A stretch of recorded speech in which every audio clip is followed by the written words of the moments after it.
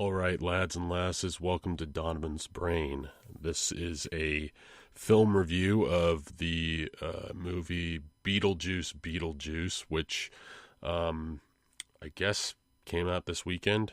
Yeah, that's essentially the situation. I will be doing this spoiler-free in the beginning, and then halfway through, we're going to go ahead and move on down to spoiler territory, as everyone says, not just the kids. I feel like the millennials own that more so than anybody else. Spoiler territory was something that was very much present with streaming. Anyways, this is the first review of this channel, believe it or not, and I didn't really intend for it to be this movie. Honestly, I never really was that into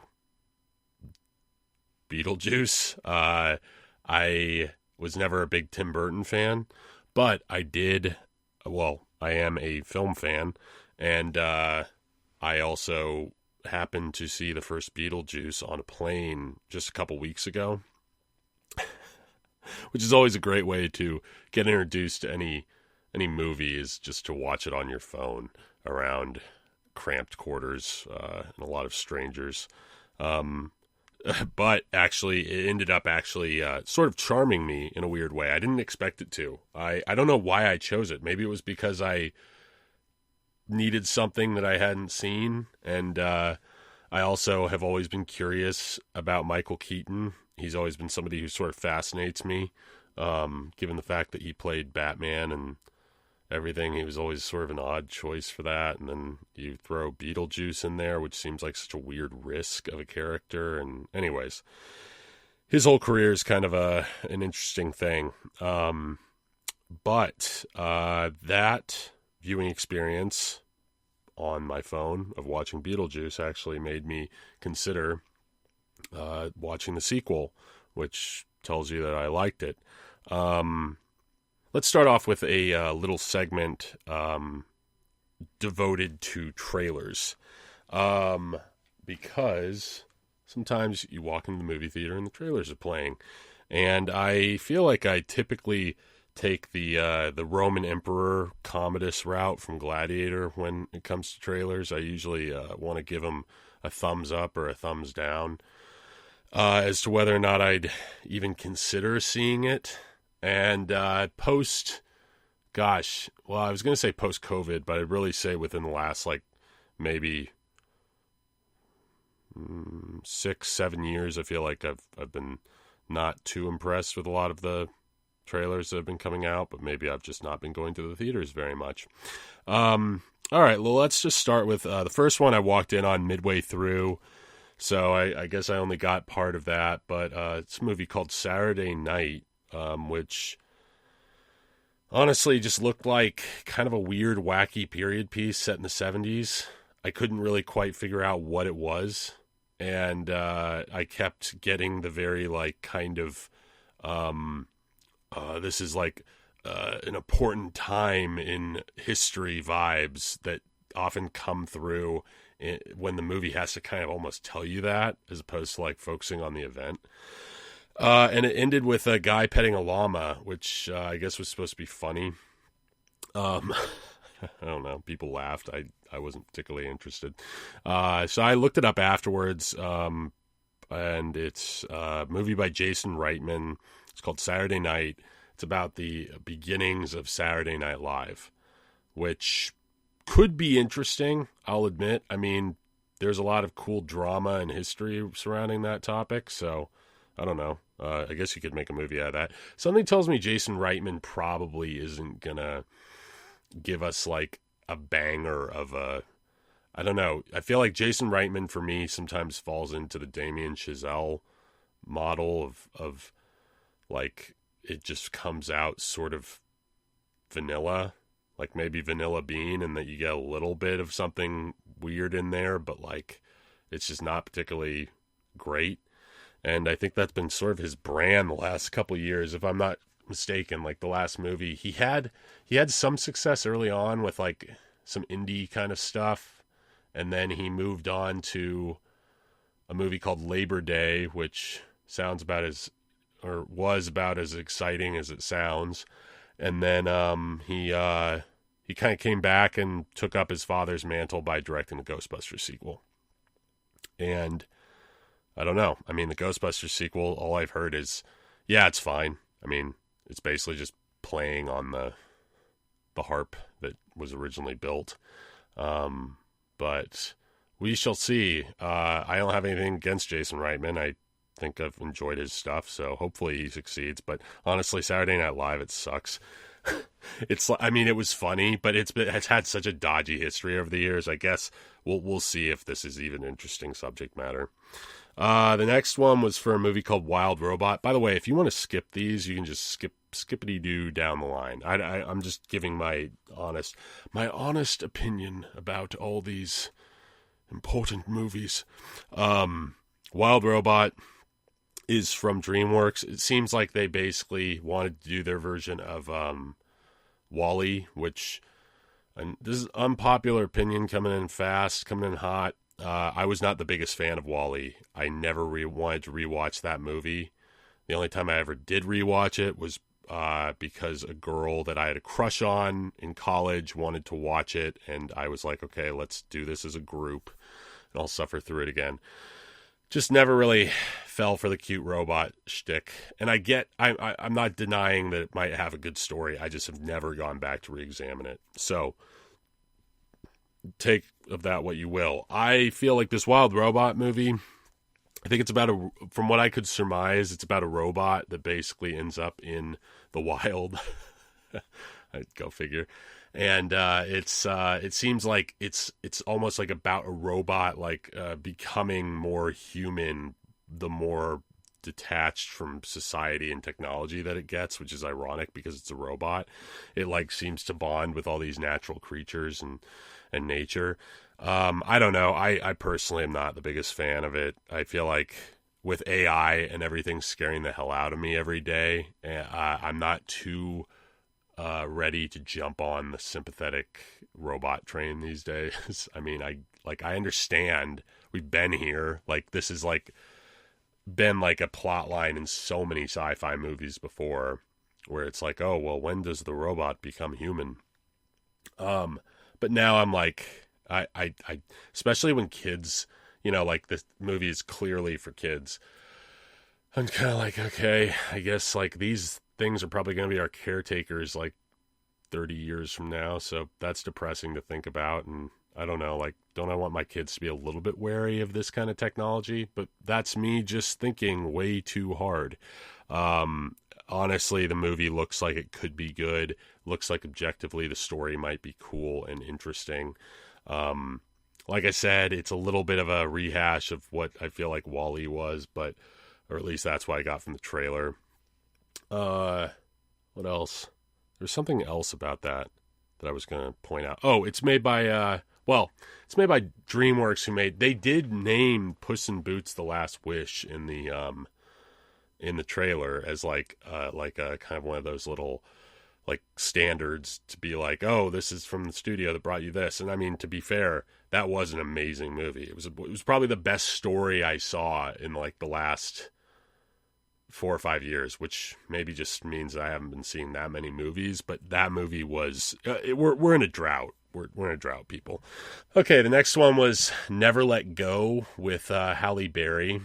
And it looked immediately when I saw the opening of this trailer, I was oh, this looks like Bird Box / A Quiet Place.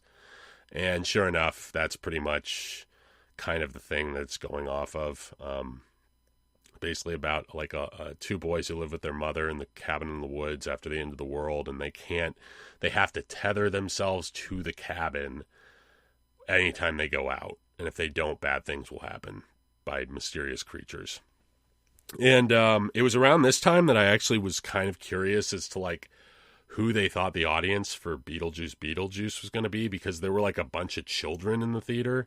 And I was okay, yeah, the previous trailer for Wild Robot, that was clearly for children, but this does not seem like it's for children. This seems pretty scary. But I don't know. Anyways, wasn't interested in that. Thumbs down. Just looks like more of the same. Maybe people find it interesting. I don't know. Halle Berry's fine. Wicked. Oh boy, this is something that I almost ruined maybe the good impression that I had set with my wife's friends at one point, because they asked me if I had ever seen Wicked or if I had ever listened to it and if I was going to see the movie. And I almost did that like Tismy thing where all of a sudden I just like was going to start drawing like, I don't know, what's the word? The stupid, Venn diagrams or whatever, like diagrams on like explaining why this is bad and how this is what we're led up to. Because there's always been something intuitive in me whenever I see something like Wicked come along. And I think Wicked kind of maybe started this trend. I'd have to really look at it, the trend itself, to find out. But there's this thing now where like they try to really humanize the villain of these classic tales. It's all about like breaking down evil, and essentially the moral of the story behind the story is always you were told the story wrong. It's, you know what, it's like in law school and in regular school. I remember this book when they brought this book to school.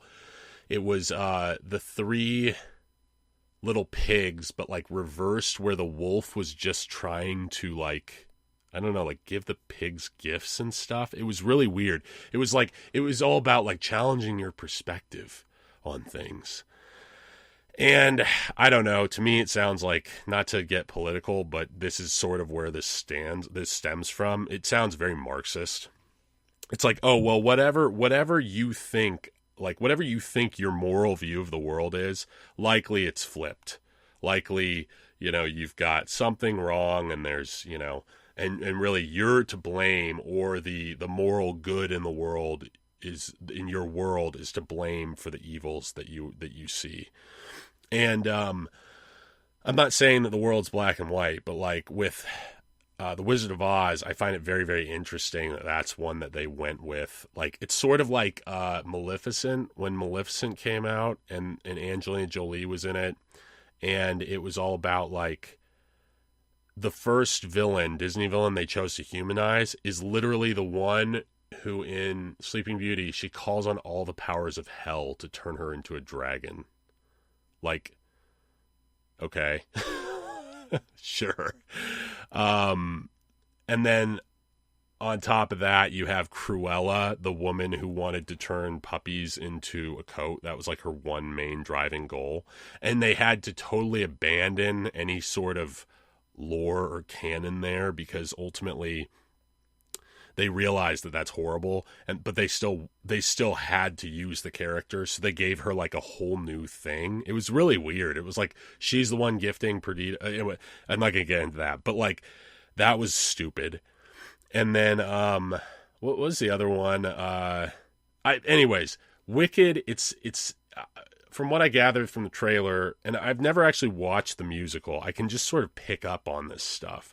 And I remember people were like always into it growing up. And I think it's because it had a very powerful stage presence. I mean, Idina Menzel, or as John Travolta would have us believe, Adam Dazeem, would look that clip up. It's pretty amazing. It's pretty funny. The whole Wicked thing was like Idina Menzel like really showcased her performative skills. Like that's, I think, what made that play probably good. Maybe the plot's like, I don't know. The writing sometimes can be good with this stuff, but it doesn't really kind of take away from the fact that it's very subversive, and it's kind of almost like it's super disrespectful to the original content. The Wicked Witch is like, she's a pretty bad person. And we see this with Lord of the Rings of Power. Like, this is just where I'm really starting to have enough of this, like, let's understand the villain. I understand, like, you do need to make your villain understandable to a certain degree in their motivations, but sometimes evil is just in the world, and it's almost hard to understand. And that's one of the mysteries, is that you see a lot of evil in the world where you don't really understand what the motivation could be. All this senseless violence that we keep hearing about. It's like, what's that? Like, the Wicked Witch was doing a lot of senseless violence, I think. And it's because she was just a hateful being. She was bad. She gave herself over to the evil. But we're all supposed to feel bad about it. So let's go see Wicked. Anyways, not a fan. Not going to see it. Sonic 3, I just find that I'm not going to, why get into Sonic? Well, actually, no. Sonic is actually a cultural landmark, because remember when they released that terrible trailer where Sonic was like weirdly anthropomorphic? It was so weird design. It was the weirdest design ever. And people memed it to hell. And that was like one of the big moments of studios actually listening to audiences, when people were basically like, why did you do this? And they went back and they totally redid the design, and arguably it saved that franchise.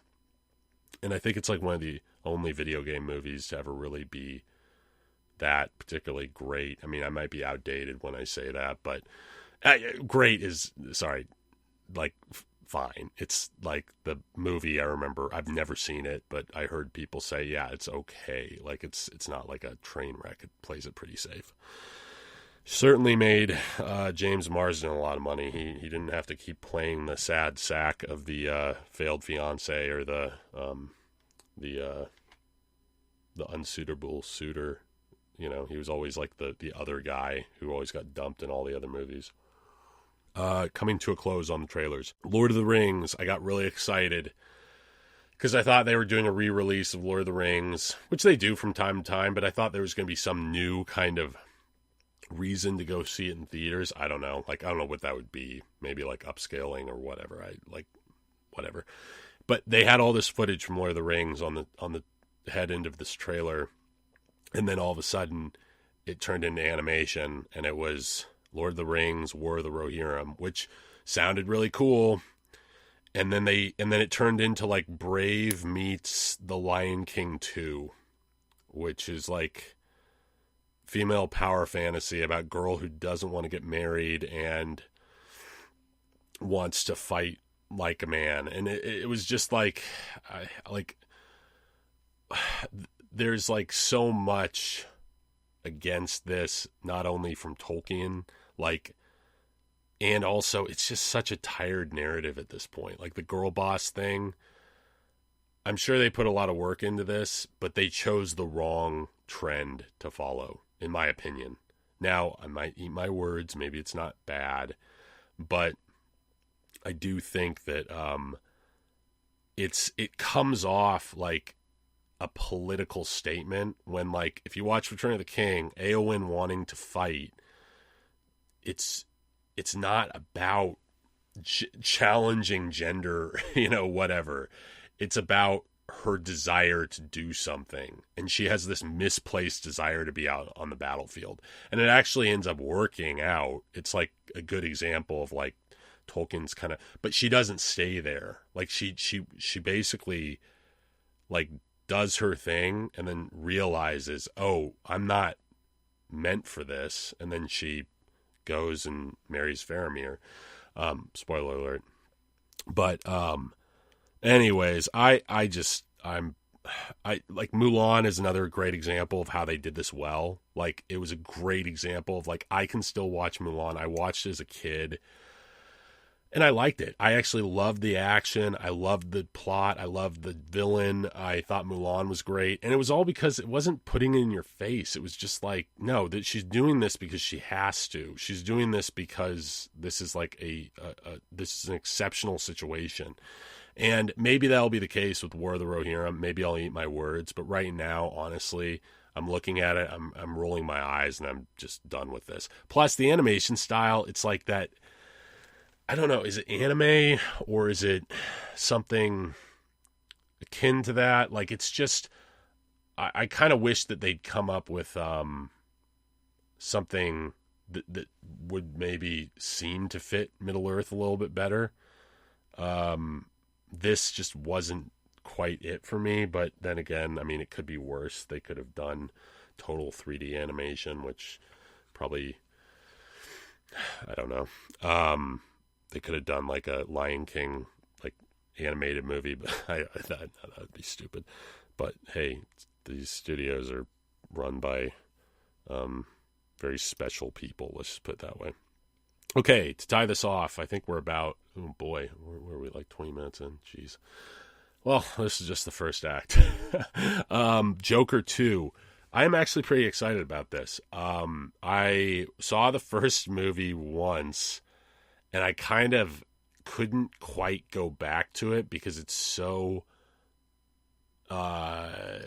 potent. Like, it's very, like, it's not a happy story. And if you get anything out of it, it's more of like a morality tale, and it's a little bit of a mind bender. And it's almost like a ride that you're not going to necessarily be riding all the time, or you shouldn't be, because like the main character is a very unhealthy character, and the payoff is very good. But sometimes I turned it on again and I tried to watch it, and I wanted to get to the payoff, but it was almost like the journey there was almost too tough for me at the time, so I couldn't finish it.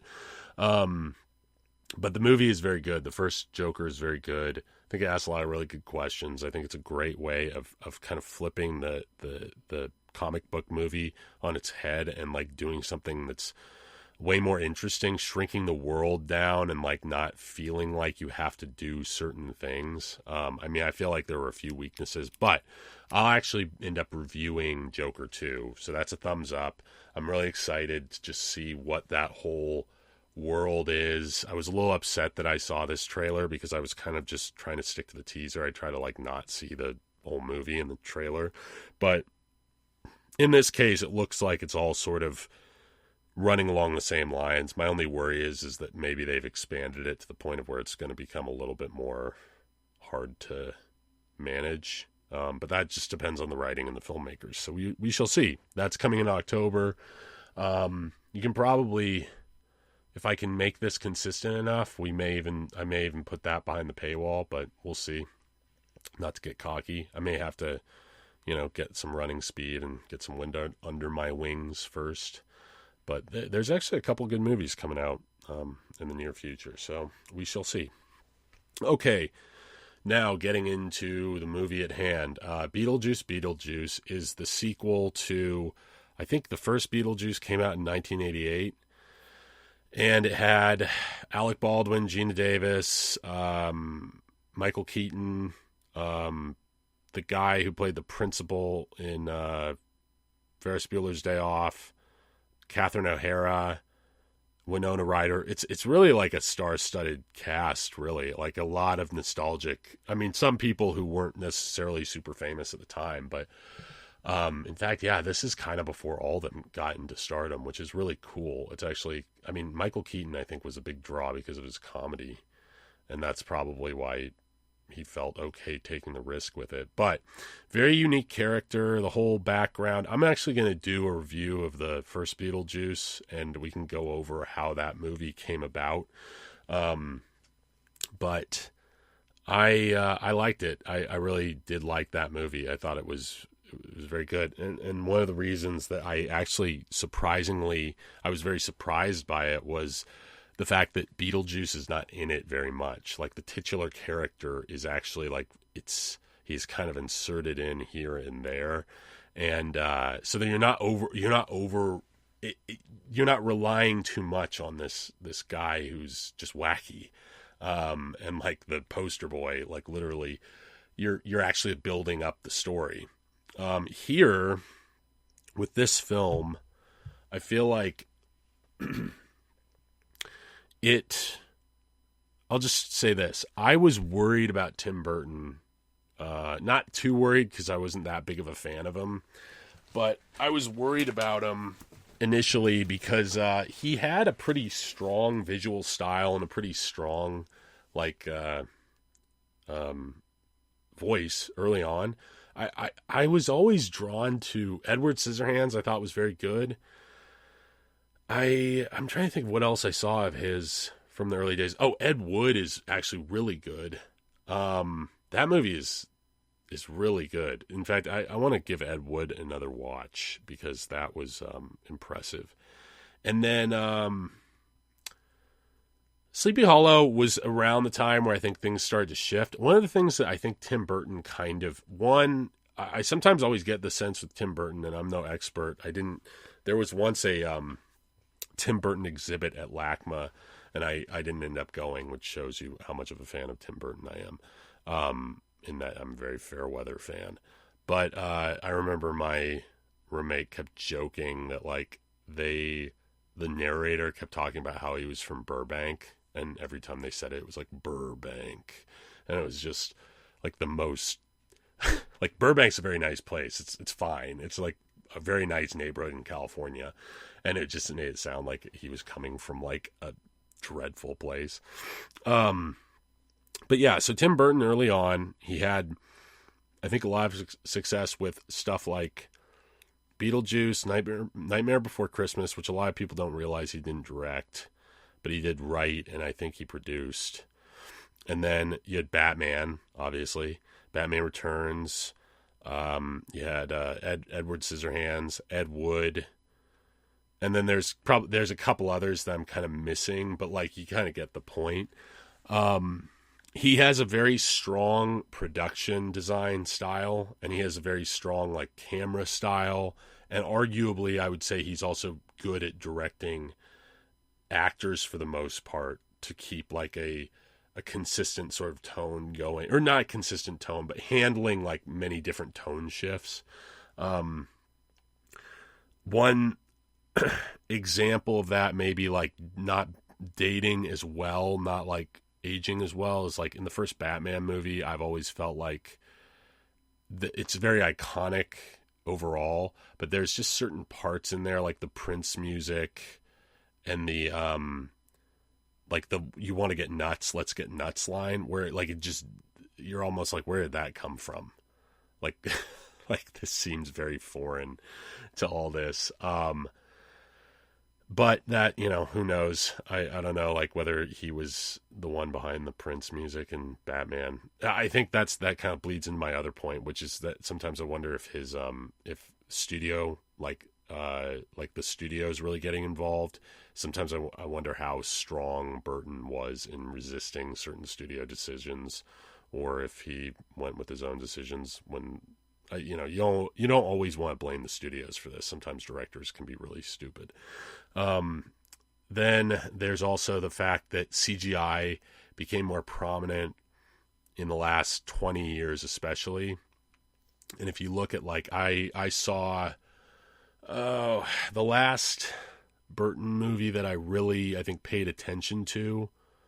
I didn't see either of the Alice in Wonderland films. Gosh, those movies look so. At the time, I was even like, what is this? This is like sludge. It just looks so computerized and dull.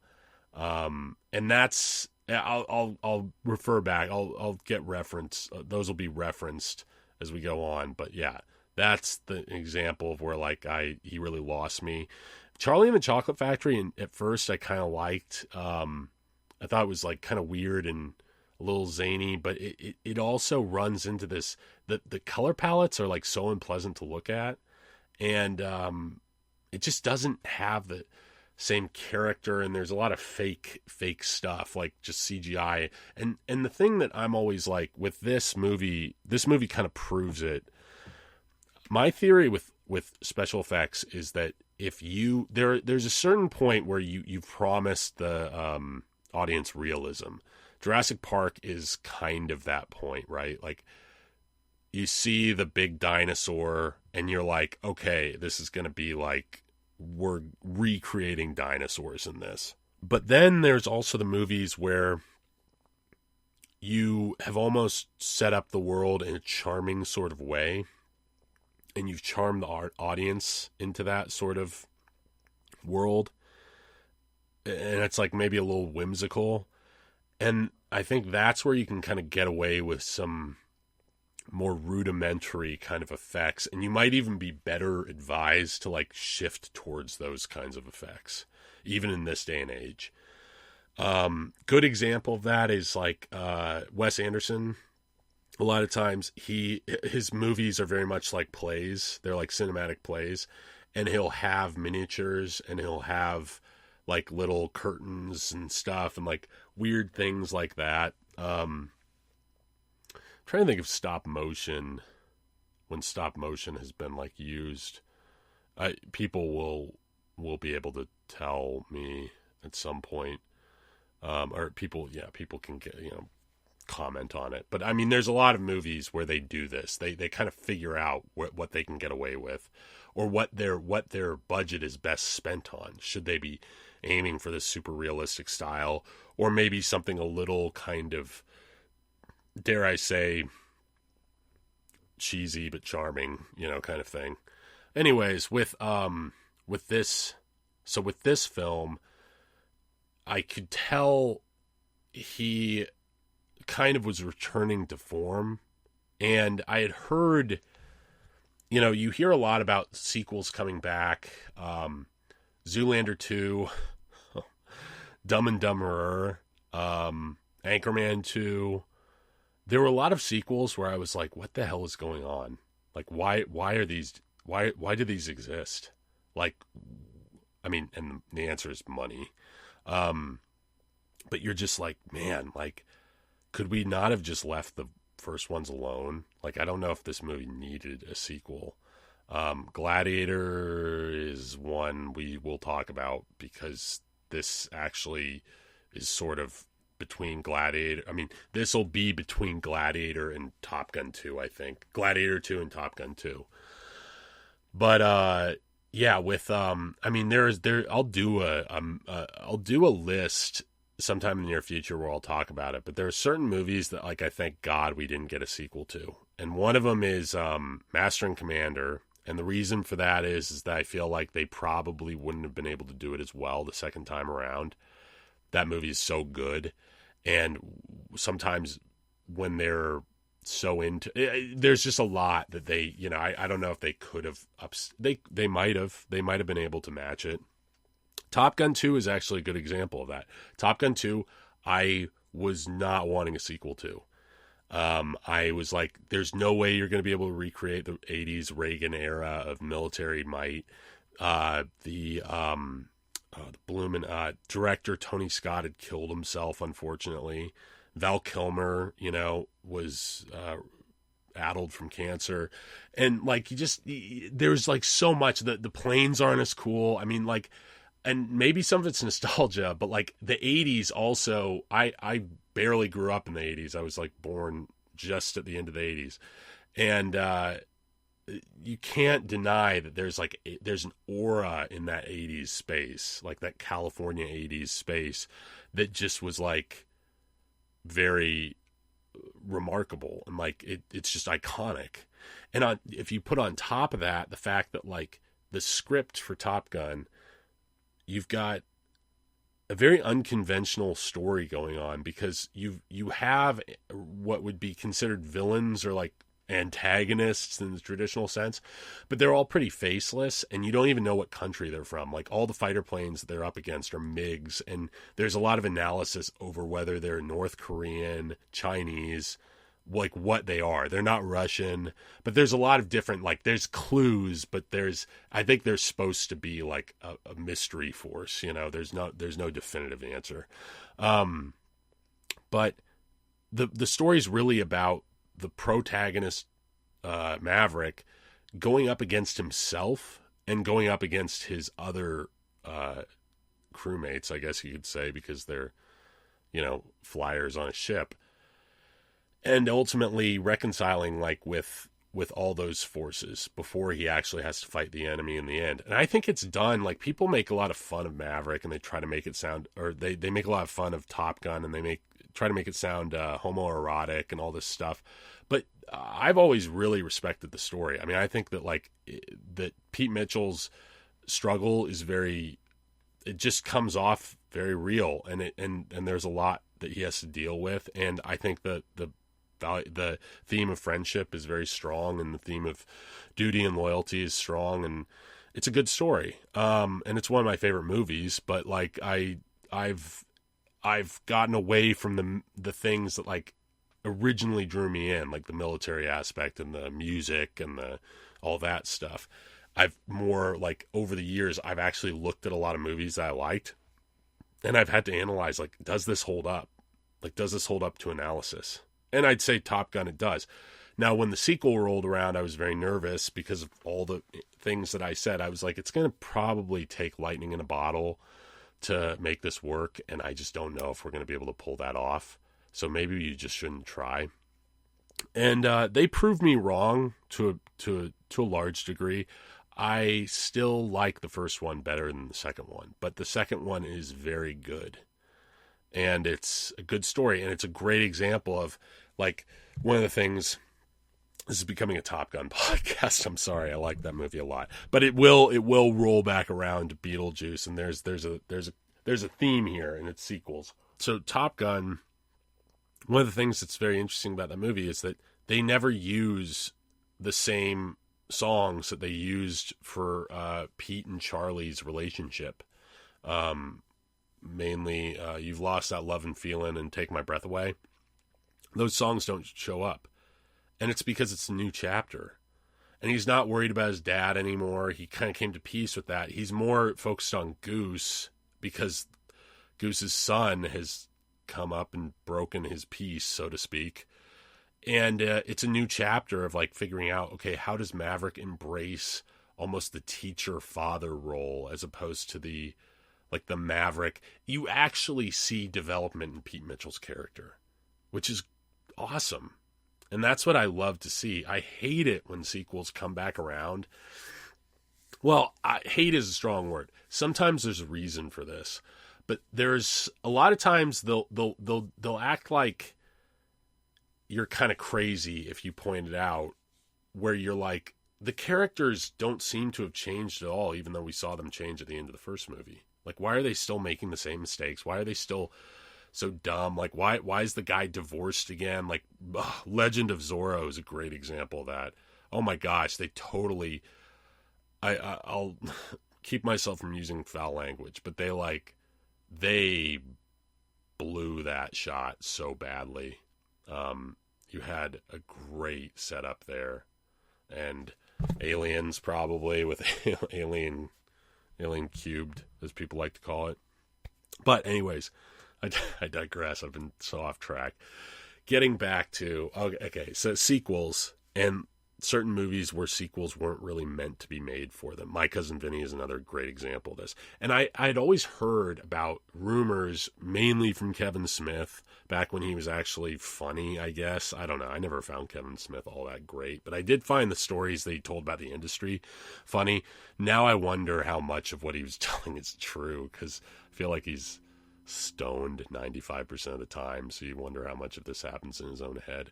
Anyways, when he first got fame in Hollywood, it was like kind of one of the Cinderella stories. He got brought into studios, and they had scripts for him to work on, because I guess while he was maybe working on his stuff, they were gonna like throw him a script to work on. So the two options that he had were The Death of Superman and Beetlejuice Goes Hawaiian, which almost sounded like a bad joke. Like that you would push those two scripts to the guy and be like, which one do you want?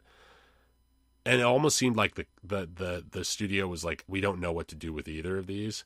And when I was younger, I was always like, oh man, The Death of Superman. I mean, of course I'd do that. Like, what are you talking about? Like, that would be awesome. A Superman movie? Like, who wouldn't want to do that? But he always kind of talked about like it was like almost like they were taking these from the bottom of the barrel. But maybe it was at the time when the studios still didn't quite know what to make of superhero movies. I mean, Superman and Batman had been done, but it took X-Men and Spider-Man to really kick that off before Marvel Studios started. But ultimately, he ended up going with Superman, and he kind of poo-pooed the idea of Beetlejuice Goes Hawaiian, which, to be fair, it does sound like, I always thought if you're gonna make a sequel, like that's almost like the cliche kind of Hollywood sequel. Like, oh well, what if we just put them in a different environment and kind of like have them, I don't know, like do yeah, like it's all. I'm trying to think. There is a couple of examples that have been done like this, where they basically just been like, oh yeah, put them in Hawaii. Like we'll just have them do this thing in Hawaii. Maybe like the Brady Bunch. I don't know, but like, anyways, with all that, I feel like I was always sort of like, yeah, that probably is a good thing that they never made a sequel to Beetlejuice, and I think the fact that Tim Burton didn't want to get on board is probably an indicator of that to a certain degree, because you can't get away from the fact that as much as the original writer of Beetlejuice did contribute a lot of the story, I think, Tim Burton contributed a lot of style. I think he like really he peered into the soul of that movie and like kind of made it his own. Obviously, you can definitely feel his stamp on there, and it's why the Joel Schumacher Batmans are so different from the Burton ones. Like you can't just remake, or even like, I don't know, look at like The Flash, where Michael Keaton comes back as Batman, and it's just, you can try to recreate that, but if you're not the guy, it's going to take a lot of work, and you're usually not going to be successful. So the studio never made it. It sounded like it was a bit of a cash grab. When this came up, I did kind of think, I was like, gosh, really? Like, what's the deal with Michael Keaton? Like, he did Birdman, where he was kind of playing the caricature of the guy who he didn't want to play the superhero anymore. He wanted to focus on serious stuff. He kind of almost like he had almost broken ties with that background, and it was the start of his renaissance. And then he ends up doing Spider-Man Homecoming, and he does Batman as in The Flash, and then Batman and Batgirl, and then he does Beetlejuice again. And to me, it was like, I don't know if you like, were you really serious about reinventing yourself? But that's me being like cut off from the situation. I mean, who knows what's going on? Like, who knows what's being promised? I will say it was hilarious. I mean, when Batgirl got canceled, and when I say canceled, I mean they shot the entire movie and then they deleted it. Like, they literally deleted it. Apparently it was that bad. When that got canceled, his response was, well, I don't really care about that. I made money. I made money on it. And I'm kind of like, to a certain degree, I'm like, okay, yeah. I mean, you're an actor. You get paid to do. You don't have to have a bleeding heart over everything, especially if what you're working on is not very good. Now, granted, I probably, if I were him, I would have been a little bit more careful reprising my Batman character if I was really that. Yeah, especially given the fact that he didn't do Batman Returns supposedly on principle because Burton wasn't attached. Or no, I'm sorry, Batman Forever, I think, was the name of that was the sequel that Val Kilmer was in. But he did Batman Returns, and then there was another one, and it was going to be called something. I can't remember what the title was. It was a cool sounding round out to the whole Batman trilogy, but Tim Burton didn't want to do it because I think the studio was pushing him to do stuff that he didn't want to do. So he dropped out, and then Michael Keaton dropped out, and they like pushed $15 million in from 90s money, $15 million, which is like, would have been crazy amount of money. It's a crazy amount of money today to pay an actor, but it's, man, and he walked away.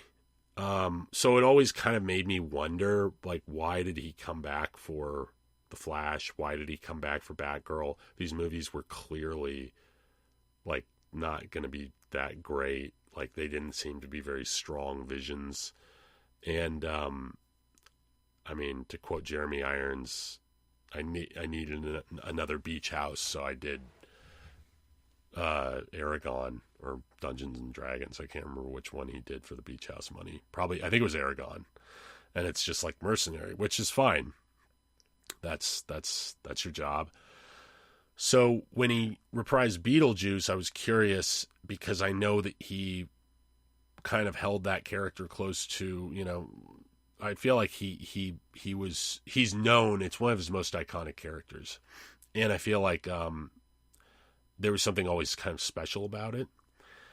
And I actually did a little bit of research before I saw the movie, and it did he talked about how there was always talk of a sequel, but ultimately they wouldn't do it unless certain parameters were met. And one of them was that Beetlejuice wouldn't show up in the movie as much. And I think that's because they realized that they had really done a great thing by not using him as a crutch for the first movie. And he's only in there about like 10 to 15 minutes total. And that's in a 90-minute movie. So I think that's very smart. I think that's like that shows good standards, and I guess you pick and choose where you want to apply those. I mean, Batman had been sort of done to death by the time he was coming back around with it, and maybe he needed the money.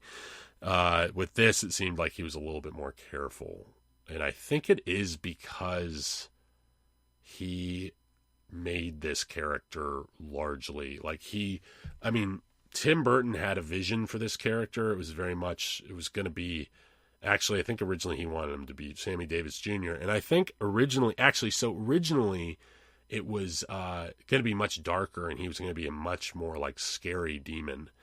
And I think Michael Keaton had the idea. I'm still working through the original script, so I'll confirm this for my number one review, but I'm pretty sure Michael Keaton brought like the humor and the trickster aspect to it, which I think is what makes the character so easy to sort of get along with in the movie, so to speak, because he is a horrible person and is not to be trusted.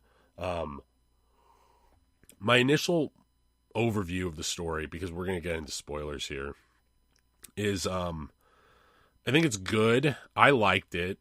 Actually, I'll take it back a notch. I don't know how good it really is in terms of writing. There are some issues in the plot and the story that I kind of saw that I need to look into as to whether or not I'm kind of shooting from the hip here because I want to get this out relatively soon. But I think it's I liked it. I liked the look of it. I liked the style. I thought the casting was pretty good. Justin Theroux got on my nerves, I'll be honest. I thought there were certain scenes that went on a little bit too long. It runs, I think, about 15 minutes longer than the original, maybe 20 minutes, and I think they could have really cut some stuff, or cut certain parts down that would have helped with that. I thought the humor in it there was good humor overall, but it does range on being kind of like, this is not a movie you want to take your kids to. And the first one I think was borderline okay. There's like one F word, and that was unfortunate because the rest of the movie is kind of wacky and funny. Although it is a little grotesque. This one, they take the grotesque and gory nature up to like a pretty large degree, not like terrible, but there are certain parts where I was like, ooh, that's like way more gruesome than I remember the first one ever really being. Because the violence or the implicit violence was always sort of playful in the first one. Although I guess Gina Davis does like rip her face off and all that stuff. I don't know. I thought the effects were really good in this. They did a good job with the practical effects. I heard that they were doing practical effects mostly to try to tie it close to the original.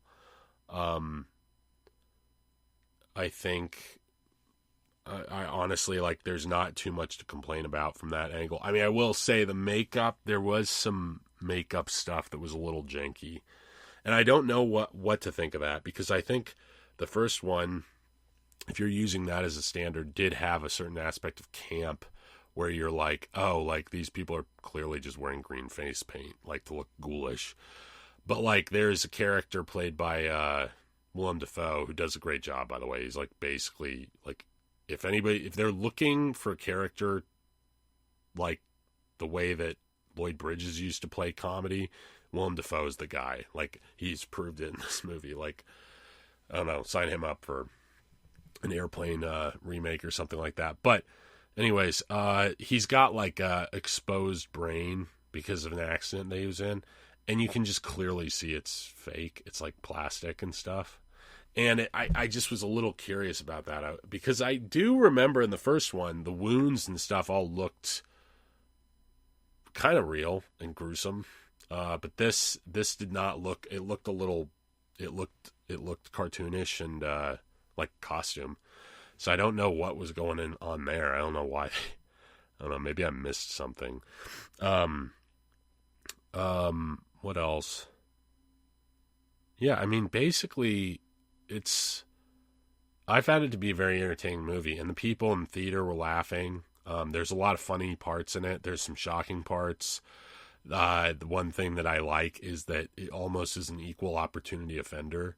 There was a time in the 90s where it was cool to, if you were going to like make fun of the quote normies, they were always like Christian and uptight and like typical suburbia, kind of like, oh, like those conservative types. And now they kind of do the same thing, but they've shifted it to be like making fun of the cringy, like, woke people, and they don't do it in like a hugely obvious way. And like I said, like, it's an equal opportunity thing. Like, there's a religious pastor in this who's, for lack of a better word, he's kind of a pussy, and he's also like, I don't know, that takes a couple of very light jabs at Christianity, and makes it look out to be like a stuffy religion, so to speak.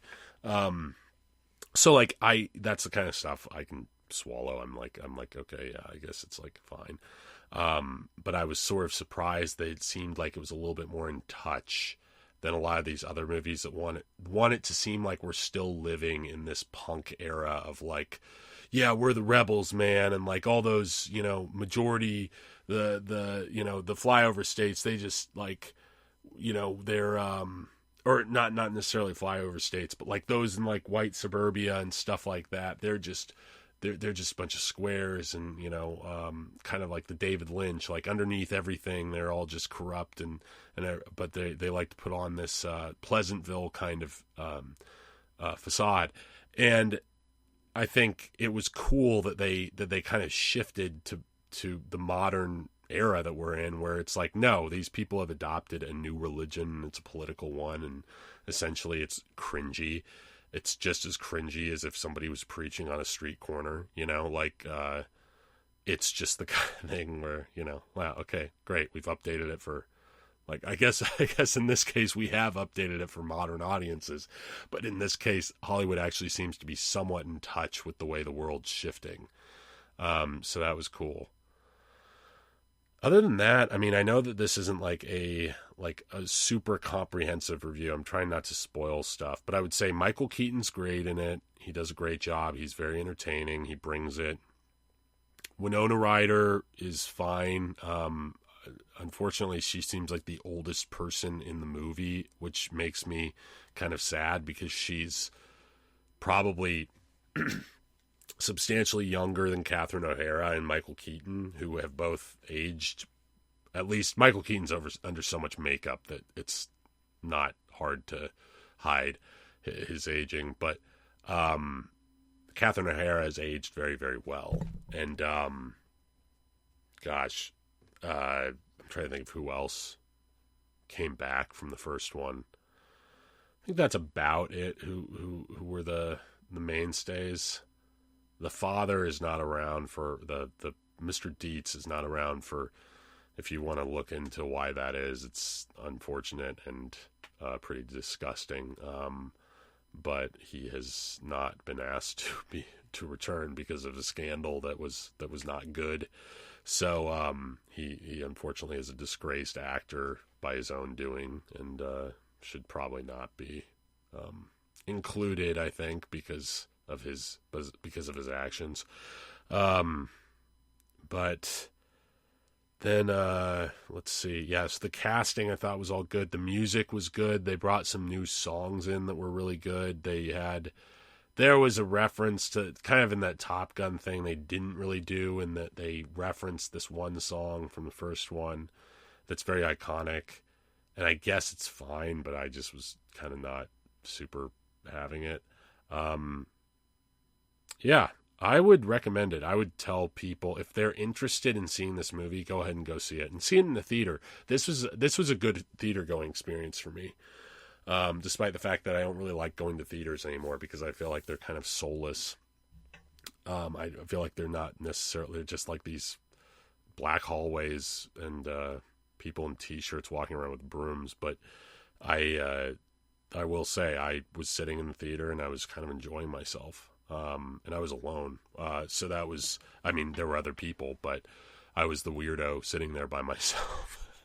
Laughing at it, which is, sometimes you just have those days. In this case, it was because I was there reviewing the movie, and my wife doesn't really like stuff like this, so that's fine.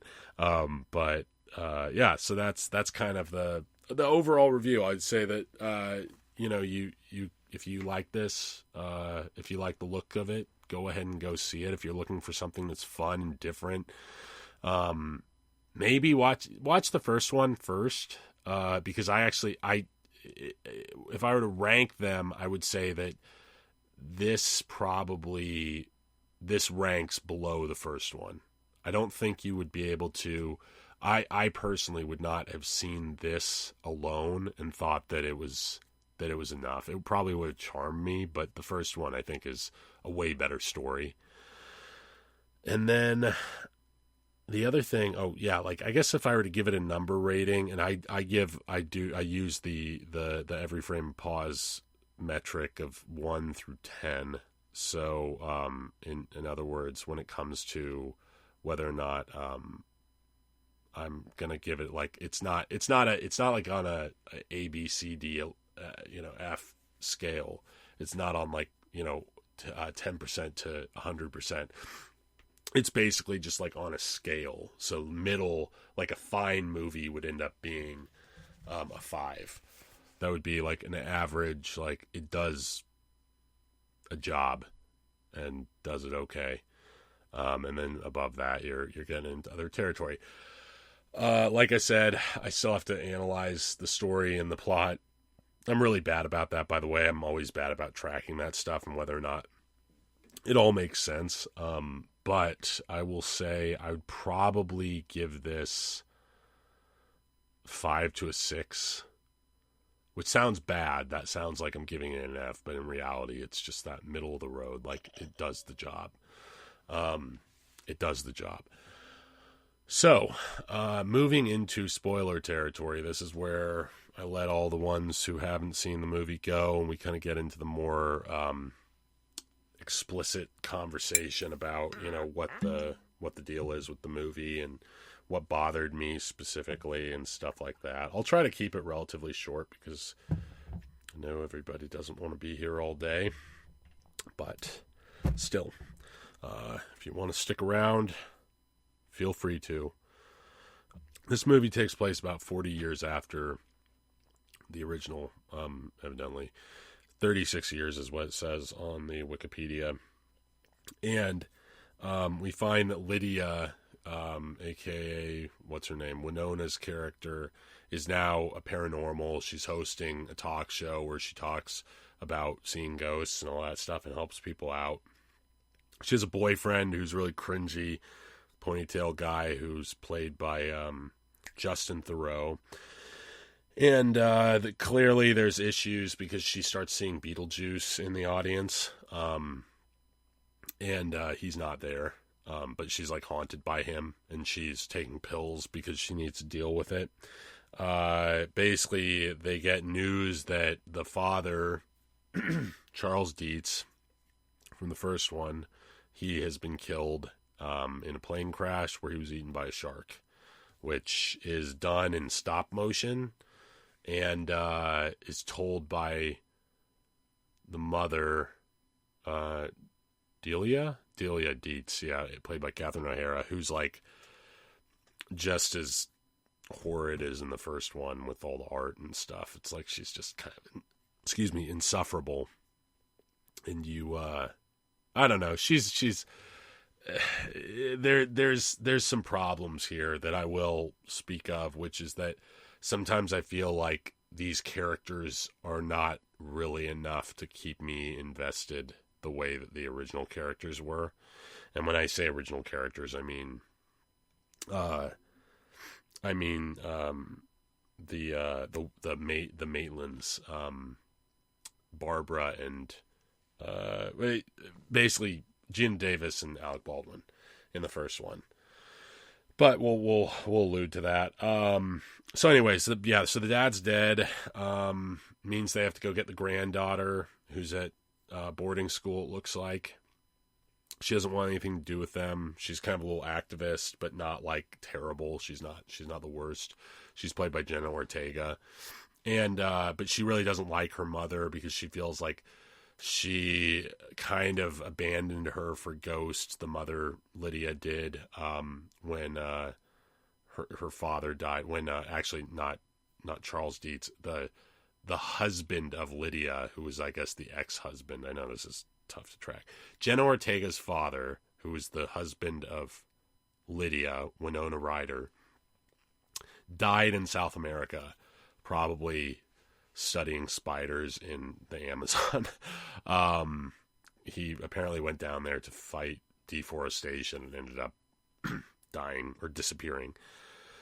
So that's, so after that, it sounds like it really broke the family. I mean, it sounds like they were already kind of broken because of the divorce, and Jenna Ortega really holds it against Lydia, Winona Ryder. So, moving on, they pick her up for the funeral of Charles, the grandfather, Catherine O'Hara's husband. And I guess she's the stepmom of Winona Ryder, so he was like the actual mom of Winona Ryder. So anyways, they pick her up and they go back to the small town where the house is that the original took place at. And they're going to have his funeral. And it's, it's all kind of, par for the course with the first one. Catherine O'Hara is very dramatic. There's some talk of why I think Jenna Ortega doesn't really believe that Winona Ryder can see ghosts. I think she thinks that it's like just a way of avoiding her, like that Winona Ryder's using it as an excuse to avoid being a mother. And one of the things that she points to, that she kind of stabs and twists with, is the fact that apparently Winona Ryder cannot see Richard, the father of Jenna Ortega. She can't see her dead ex-husband. So there's a mystery there. The other mystery is what happened to the Maitlands, a.k.a. Gina Davis and Alec Baldwin. And this is explained away. I actually kept from looking at the IMDb page or anything like that because I specifically kind of wanted to, if the Maitlands were going to show up, I wanted to be surprised. Because, I mean, Gina Davis and Alec Baldwin are still in relatively okay form. I mean, they're older, and Alec Baldwin has gained weight, and Gina Davis, I don't know, she's clearly aged, but they're fine. I mean, they could definitely show up as themselves. The only thing that would be kind of weird is that they have aged. If they're ghosts, they should probably stay the same form they were. So there is a plot loophole there that they can get out with. But the way they kind of explain it away is a little, I don't know, haphazard. Like, essentially, Winona Ryder just says that they found a loophole to move on. And it just sounds like the kind of thing that you would write off characters with. And to me, it kind of pissed me off a little bit, because I think those characters are very, very important to the first one. And they're very, very important to Lydia. Like, she's kind of their surrogate daughter in that movie. In fact, the more I'm talking about it, the more I realize kind of how crummy that is, that they just like, I mean, they didn't want to spotlight it, so they just wrote it off with one line. And it didn't mean that they had to keep them in the movie. I don't think, like I said, I think that would have stuck out like a sore thumb. But I think they could have at least had Winona Ryder a little bit more somber about going back there and not having them in her life anymore. And you know, I kind of refer back to Top Gun too with this. It's like in Top Gun, Maverick, he starts out and he has Goose's dog tags, and he says, like, what does he say? Talk to me, Goose, at the beginning of it. And it's the kind of thing where it's like, oh, well, one, actually, does he have the dog tags in the beginning? He might. Didn't he throw them at the end of the first one? That was one thing I always joked about, is that if I was Goose's son, I would have probably said to Maverick, like, why the hell did you throw my dad's dog tags into the ocean? Like, don't you think I would have wanted those? Who knows? Maybe there's 2 dog tags. So it could have been that he threw one into the ocean as a burial, and then could be they kept the other one. But still, I think his family probably should have gotten the other one. I digress. But Lydia, I think, should have had a moment where she kind of had that happen. She could have even called on the Maitlands to kind of, because they were, I'm going to say the thing, the horrible interview that Carrie Fisher did, where she said, the thing about Star Wars is like, it's about family. And that's why it's so powerful.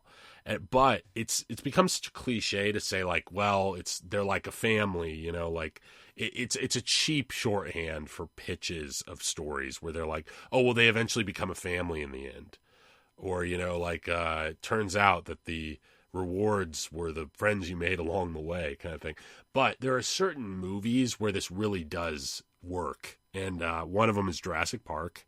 That's a great one. They really do become like a family unit at the end of that. And then the other one is Aliens. That's like just so well gelled, is that Ripley, Michael Bihn's character, who freaking forgetting his name, and then Newt, they all become like a family. They're like a little nuclear family.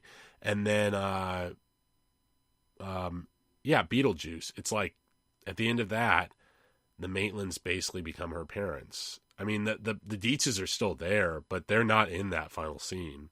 And there's a reason for that. It's because we want to feel like they've adopted her as a daughter.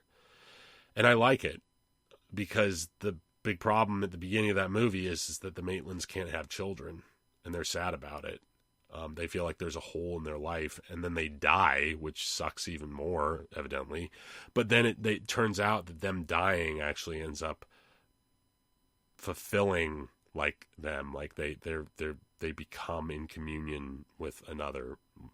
They form a family. So yeah, that would have been better if they were a little bit more referential to that. But they didn't. They kind of wrote it off with one line.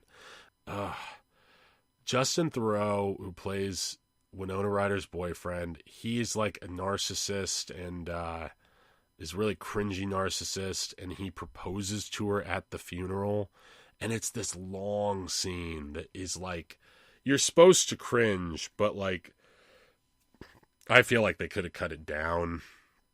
I think they needed to give it a little time, because it wasn't like she was just going to accept his proposal, because it is out of nowhere and it's clearly probably like confusingly intentioned. But I don't know. I didn't really love that scene. I was not feeling it. He almost steps in for like the character of Otho, I think his name is in the first one, the fat gay guy. And Otho is better because I don't know, Justin Theroux, he was very pathetic, and I didn't really know what to make of him for a large part of it. He was really kind of a nuisance to me, but honestly, whatever, it's there. It does, I guess, speak to the character of Lydia because she clearly has attachment issues, and she's attached herself to a really bad guy who she met in like a survivors program or something. And they like trauma bonded, and they want to get married, and it's just like, yeah, that's not going to work. So this all leads to, what's her name? Jenna Ortega riding away on her bike. She literally flees the funeral, and she crashes into a tree, and in the tree is a tree house, and in the tree house is a boy who's about her age, and he's reading Dostoevsky, and she knows Dostoevsky, specifically Crime and Punishment. So they kind of bond, and then it's funny. She crashes through the fence and then into a tree, and then she says, "Oh, my mom will pay for the fence." And then he says, "Oh, don't worry about it. My parents they won't even notice." So then they part ways, and I think maybe he invites her over for like something. Anyways, they part ways. This guy she met is Jeremy, and it's a meet cute. Like, it's fine. It's fun. And they've got chemistry. The guy played he comes off as like Topher Grace-esque, a little bit more masculine Topher Grace, I would say. And maybe a little bit of that guy from Stranger Things who plays the boyfriend. They have their little thing, and there's chemistry. And that was where I started to kind of perk up, because I was like, oh, okay, like, these two actually seem to be like forming a relationship that I can get invested in. Everybody else, I was kind of alluding to this with the Maitlands, like Alec Baldwin and Gina Davis are really the characters who make the story. Like they're normal. Like they're normal people. At the time, they may have been sort of like hipsters to a certain degree, but I don't know, man. I mean, Alec Baldwin's wearing LL Bean, and Gina Davis is wearing like a nice like house dress. They're very like kind of, they're just, they come off as seeking to live like a normal life and to start their own family. And like the most like kind of countercultural thing they have going on is that they have a bumper sticker that says like, "I break for animals," which is fine. Like, I mean, if I saw somebody with that, I'd probably think like, okay, you're like a 0.5 on the hippie scale. I mean, you're still kind of on the hippie scale, but whatever. I don't care. And it's nice. It's like they're just nice people, and they're a nice couple, and they're looking to have a baby, and that's their motivation. And then they work together, you know, like there's not a whole lot of undercutting and everything like that. I just like the portrayal of married life at the beginning of that movie before they die, and when they die, actually, when they're ghosts. I really like the way that they work. And I think that's the anchor of that entire movie. It's not Beetlejuice. Beetlejuice is not the anchor of the first one. It's Alec Baldwin and Gene Davis. And it's ironic because Alec Baldwin actually hates that performance that he gave. But I think it just shows probably where Alec Baldwin's at in life, and that, who knows, maybe he was having a hard time during one of his marriages or something. Maybe he doesn't like the time that it was filmed, but like he gives a nice, wholesome performance. And I do like that era of Alec Baldwin. He's great in Hunt for the Red October too. So anyways, so basically this is a couple that I can get invested in, because definitely ain't going to be Winona Ryder, still emo Winona, and the weird, I don't know, like Justin Theroux is just he's a freaking shapeshifter in all the movies and shows that he's in. I can never really quite embrace that guy as any character. Sometimes it works, sometimes it doesn't. And then Catherine O'Hara is just like, she's a bit much. She was a bit much in the first film, but it was balanced out to a certain degree. Here it's borderline tipping the balance a little bit, but I still like her. Okay, what happens next? Sorry, I'm going through the plot because I just need to remind myself. I just saw this like an hour or two ago. So basically he invites Jeremy, the boy that she just met, invites her over. And there's some interesting things. Like, his parents are sort of non-present. They're there, but when he walks by, his mom's just baking in the kitchen.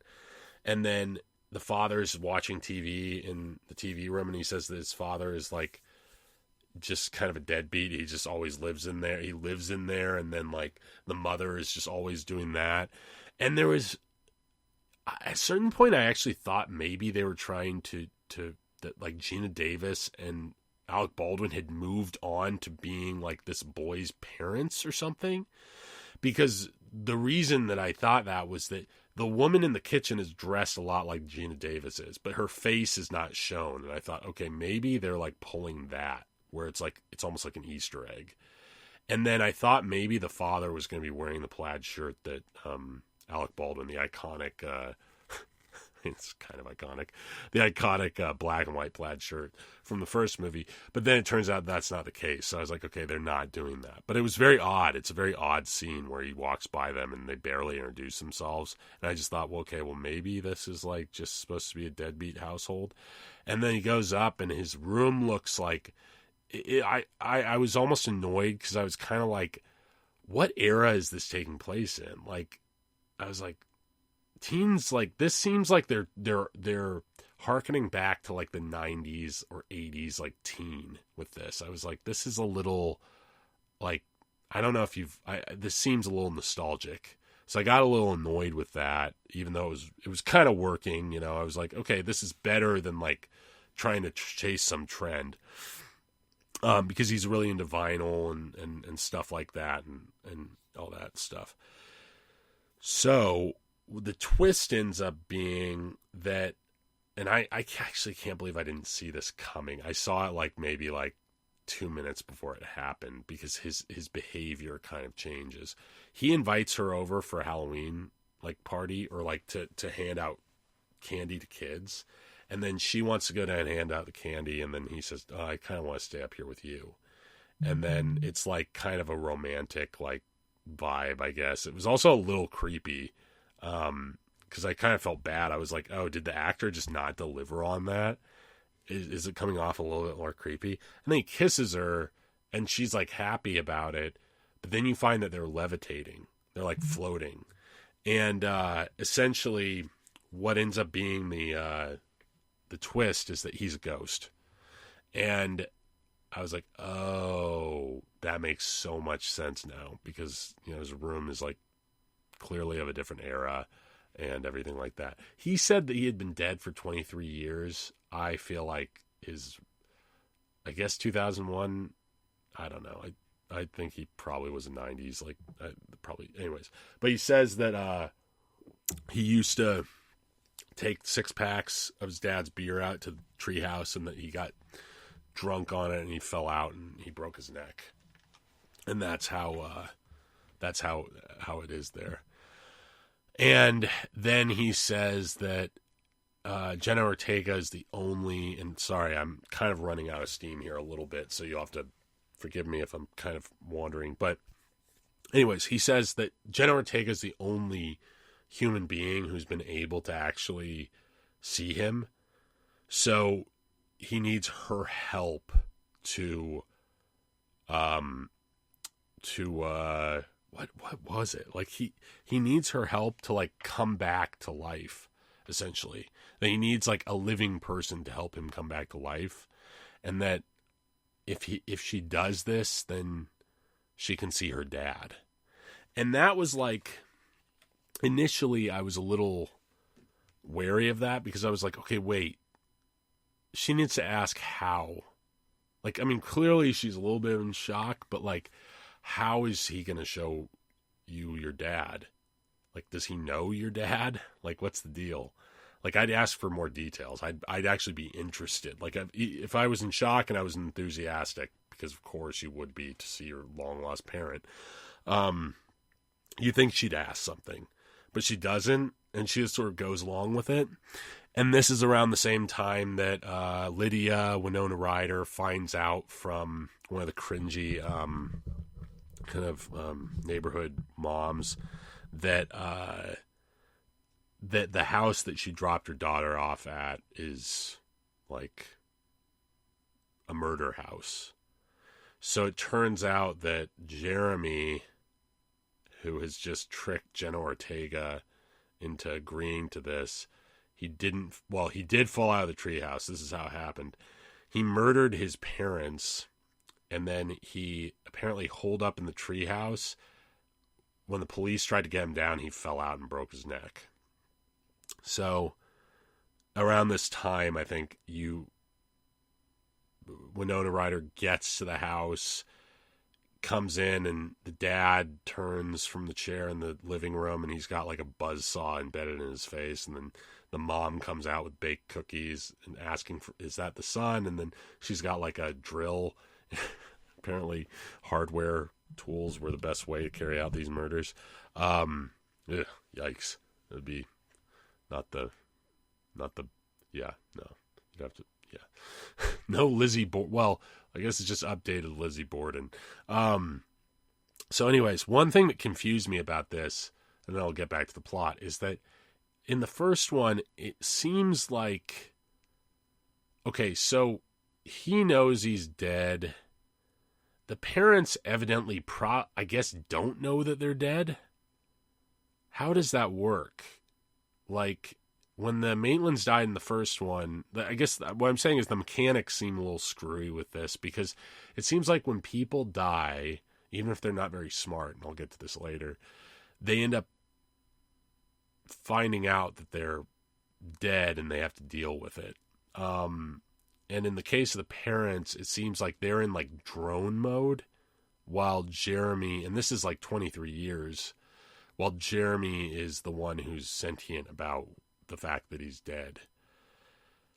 So I'm not sure like what, like, I mean, the parents would imagine like haunting the house with the parents that you just killed, or the people that you just killed. Like, that would be like, I mean, yeah, that would be a hard house to sell, because there'd be a lot of conflict there. That would actually be an interesting plot line, I feel like, but they didn't have enough. Anyways, they kind of play this like the parents are just in their normal little routines, not really realizing that they're dead. And I guess that could be like a subgenre of ghost in this, because that does seem like something that seems to happen in some stories, but it doesn't seem like it's the rules that they've set up. So I was a little confused. Lydia, Winona Ryder, runs up the stairs to find that Jeremy has drawn a door, and that he's walked through it with and if you don't know from the first one, if you draw a door with chalk on the wall and you knock 3 times, it'll open up into the afterlife. So he walks through with Astrid. I think that's the first time I've said her name because I forgot it. Jenna Ortega. And anyways, this is problem because Lydia doesn't get there in time. The door shuts in her face. And what is she going to do? So she ends up reciting the okay, sorry, rewind just a bit.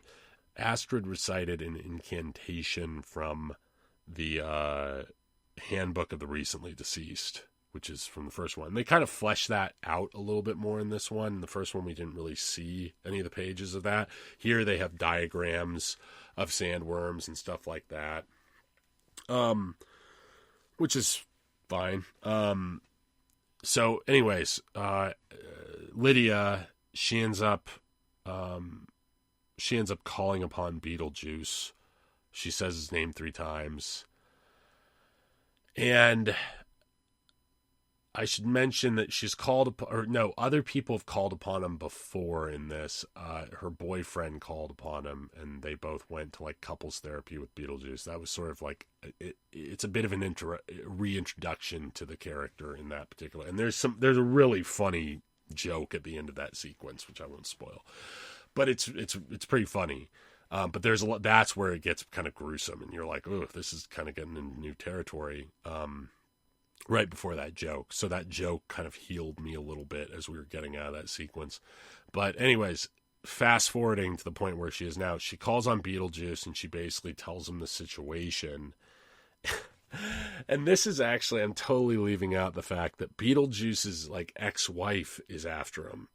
So we've seen that Beetlejuice is now like an administrator in the afterlife, and that his ex-wife because of like a janitorial error has been set loose from her bonds. That arguably is like a big old contrivance of like Danny DeVito is like a undead janitor, and he just like accidentally electrocutes this bunch of boxes that turns out to be all the body parts of Beetlejuice's ex-wife, assembling into the lovely, always lovely Monica Bellucci, who then ends up going after Beetlejuice.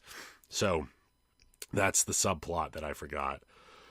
Oh, there is a lot going on in this movie. It's juggling a lot. It does it okay. The one thing that I'll get to, the thing with ex-wife, she's kind of the main villain actually in the whole thing. But Beetlejuice essentially comes to Lydia, and he agrees to help her get Astrid, her daughter, back. But basically the same deal as in the first one. She's got to marry him, as in Lydia has to marry him. And I think that has to do with if I'm not mistaken, I think the rules are that if she marries him, he can come back, like from where he's at. He like gets freed. That's why he wants to marry her. So yeah, he'd be able to escape his vengeful ex-wife. So yeah, that's the deal. Oh boy, it's a lot to break down. She says yes. They go in, and then basically, it sounds like they've got to stop Astrid from boarding the quote-unquote soul train, which is basically what it sounds like. It's like a 70s disco train that takes people to various places in the afterlife. But apparently once you get on it, there's no coming back. So Jeremy, at one point, the guy who's tricked her, he tells her that's the case, and then she starts to get taken away from the little train ticket punching stations, and she sees her father.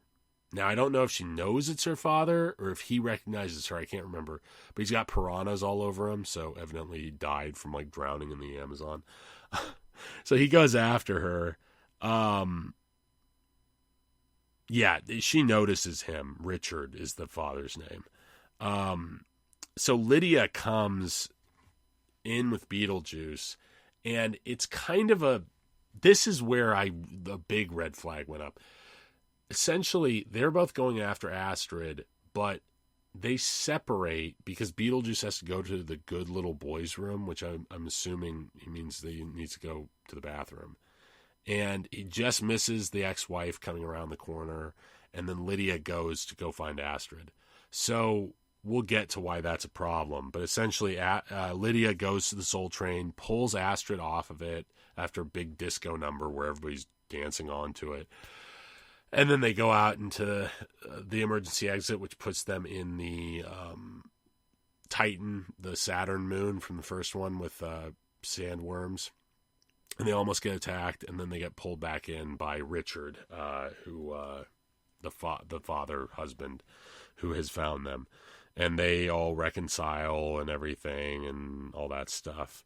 In the meantime, on Earth, Catherine O'Hara has allowed two snakes to bite her in a ritual by her husband's grave, and that's pretty much all I have to say about that. It's a really stupid thing, and I guess she's really stupid, but it just made me kind of made me go, huh? Okay. So basically, Beetlejuice is not present for the scene he just sort of exits like haphazardly. And that kind of made me wonder, like, what was the deal with that? I guess it has no real consequence, although they do kind of escape. So Lydia, a.k.a. Winona Ryder, gets back with Astrid, and they go because she's going to get married to Rory. This feels kind of forced, but it's also like she seems like she's that kind of person who'd probably, I don't know, maybe she'd do that.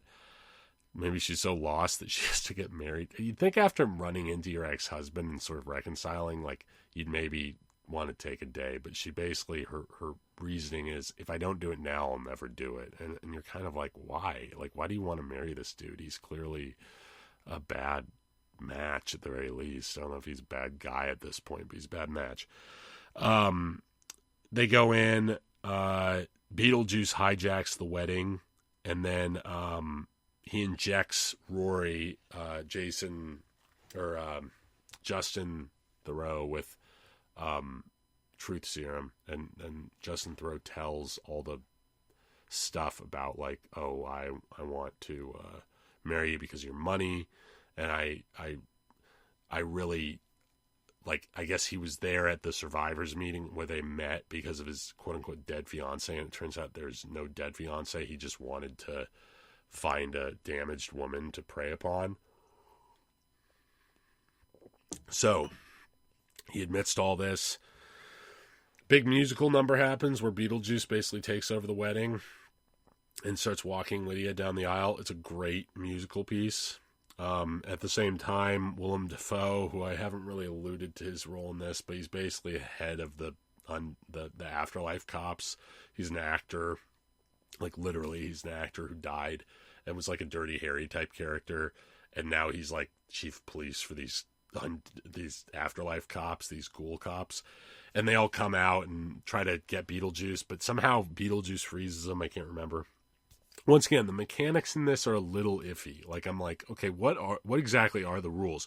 There are certain rules that they do reference in the first one, and they're brought back in this, and that's something. But sometimes I worry that they're playing fast and loose with them, and I wonder if that's maybe a little lazy. We'll get into more of that, but anyways, let's see. Okay, so this is how it goes down.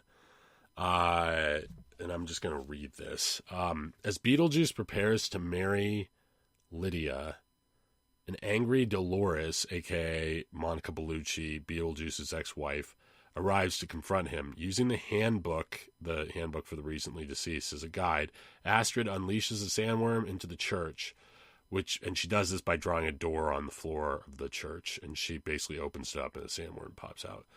Beetlejuice deflects this. It's actually one of the funnier parts of the movie where he dresses up as a matador and he deflects it, and he has like really bad dubbed Spanish dialogue, which is on purpose.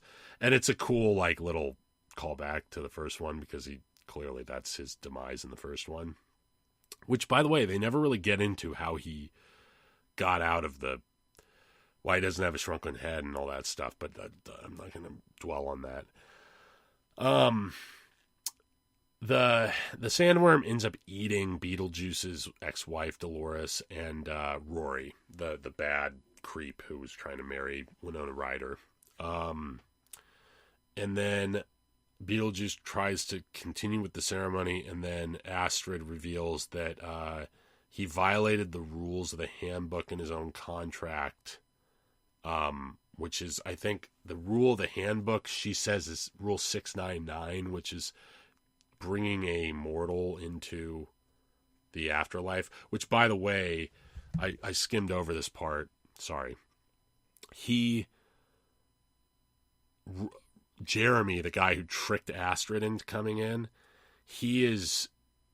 I think the whole thing is that she couldn't leave until they actually, because basically he was trading her mortality for his, for his undeadness, or deadness. So basically he was like stripping her of her mortality so that he could live again. And the thing that was going to allow this was if his passport got stamped. And basically he's at the passport desk for the Soul Train, and you think that they've already stamped his passport and that, Astrid can't get out. And then all of a sudden it's Beetlejuice with the stamp, and he says something like, what is it that Dostoevsky said? And then he says like, see you later, effer. And then he hits a trap door, and then Jeremy basically falls into hell. Like he like burns up in this like fiery chasm. So that's what happened to Jeremy. Now, whether or not that's the 699 that Astrid is talking about, Rule 699, I have no idea. I'm curious as to how she knows this book so well when things have been running so fast. It's like, when did you ever have the chance to read this? Like, how did you know what to do with the sandworm? There's plot contrivances that are a little like, this is silly, but then again, this movie is kind of that style, so I'll allow it. But this wouldn't pass muster if I held it under a magnifying glass. Like, how do you know this?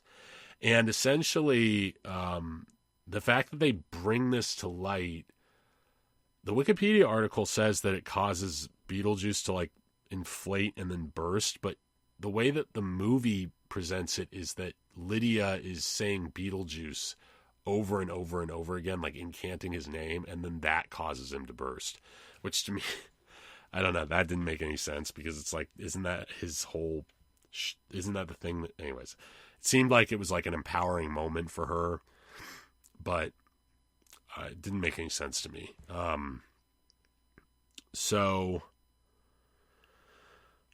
Catherine O'Hara, Delia, has moved on to the afterlife. She has some scenes there. They're fine. They're kind of her element.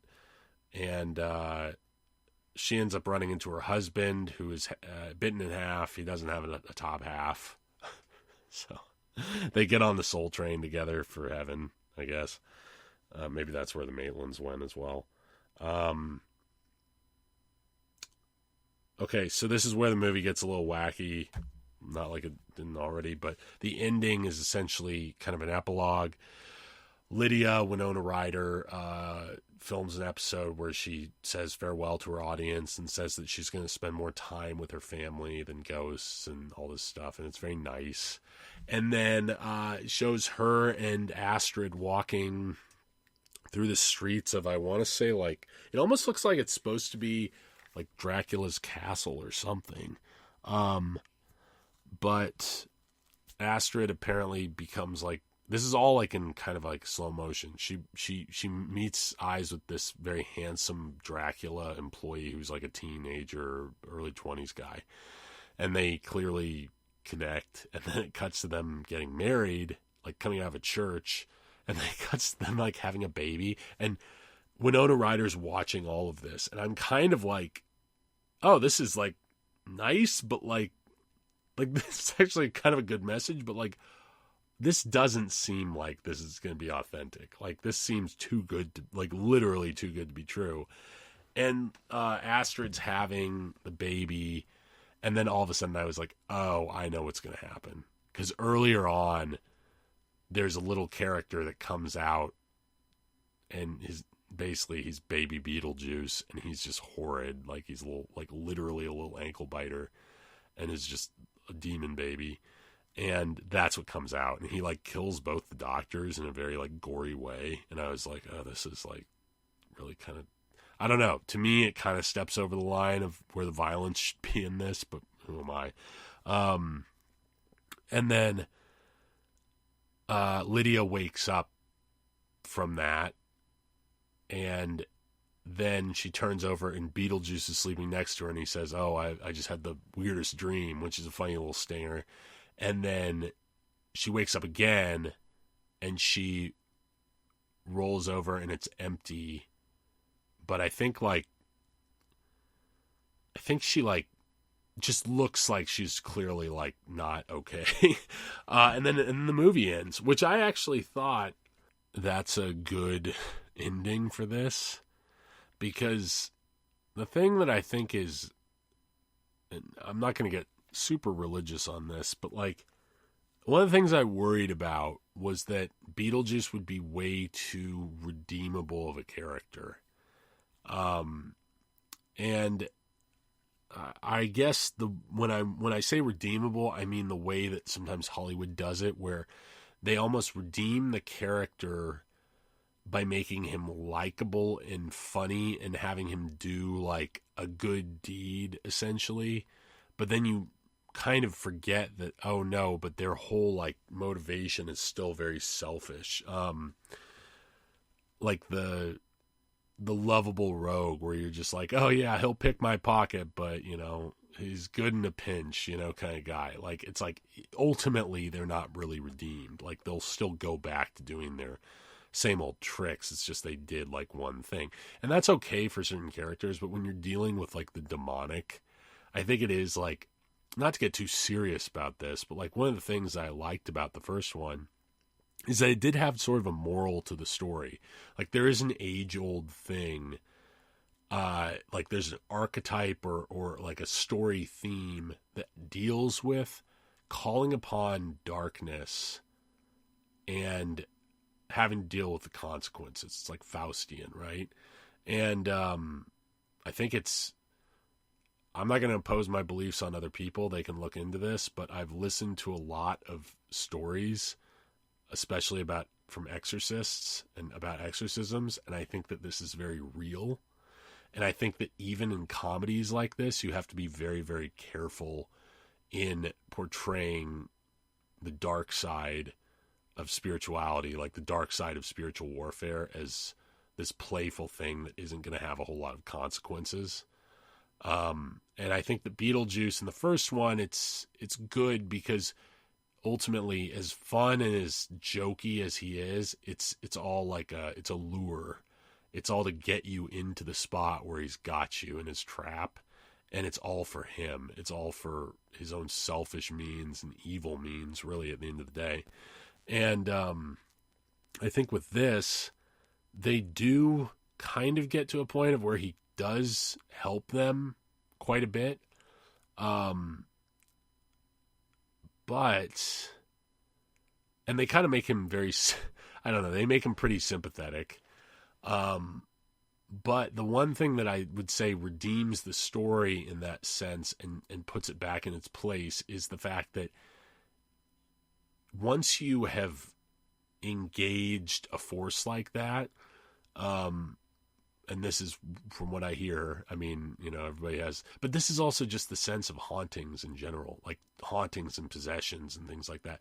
Typically what you hear is once people start messing around with the satanic, the dark side, it becomes, it doesn't leave them alone.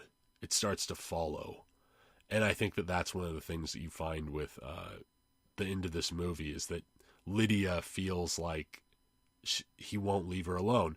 And the reality is that it does make you wonder. It makes you question objective reality, and it makes you question what you really believe and who's there and who's going to help you. Because not to bring it down to basically, there's a point where Catherine O'Hara ends up in the waiting room for the afterlife, and she's like helpless. Like the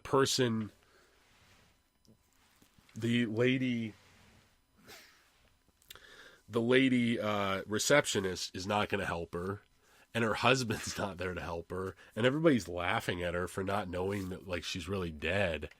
And you're just like, how awful. And then she starts to, I think, recite Beetlejuice's name. And it's the kind of thing where it's like, it does kind of almost represent a certain kind of despair, where you're basically like, oh yeah, if I find myself in hell, who, like metaphorical, because if you actually find yourself in hell, that's going to be not good. But if you find yourself in a hellish place here on earth, who are you going to call? Who are you going to call? Like who will you call upon? And even if you don't believe in God or an objective power that's good, who might show up who's not good, Like, and do you really want to engage those people?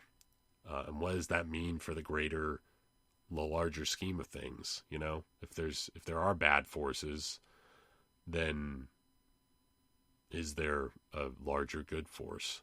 Or if you believe in a larger good force, well, then why isn't it all good? Are there also bad forces that could be messing around with things? Anyways, I've gone down a rabbit hole of spiritual warfare recently, and this movie did touch upon it in a certain regard. And the first one does too. And that's, I think, what I like about it. I don't think that's baked into the movie for me. Like, I think that's more my interpretation of this. But I think that that's still the power of these kinds of stories. I think there's always stuff with ghost stories and things like that where you're dealing with, it's a metaphor for something else. Like whether or not it is spiritual possessions or obsessions, or whether or not ghosts are a metaphor for memories and things you can't let go of. And the first movie really deals with that very largely, or being displaced, kind of thing. I don't know. But I've talked for almost 2 hours now, and I've rambled, and I hope people will find some enjoyment out of it. This is sort of the first in a series. If I can keep this going, that would be great. Got a baby on the way in a couple months, so that might make things a little bit more difficult. I may have to start recording these in my car and make them shorter. But I like talking about this stuff, and I really appreciate anybody who's listening to it, because I really enjoy it. If you would like to hear more, tune back in to my channel. Look for other videos. I don't necessarily have an Instagram or a X account or a Facebook. I don't even know. Do people even use Facebook anymore? I'm not a big social media guy, but I do have a podcast. It's called the Gentleman Scofflaw Podcast, and I'll be posting these every once in a while there, but I'll also be posting them on this channel. And then there will be, I think what the goal will be is that eventually I'll start moving the theatrical release reviews behind a paywall. I don't think I'm going to do that with this one, but time will tell, because it did take me a while to do this, and I think it's going to take me a while to maybe edit some of the stuff for this. So we'll see. But I really enjoy talking to you, and I guess I will catch you next time. Thank you very much.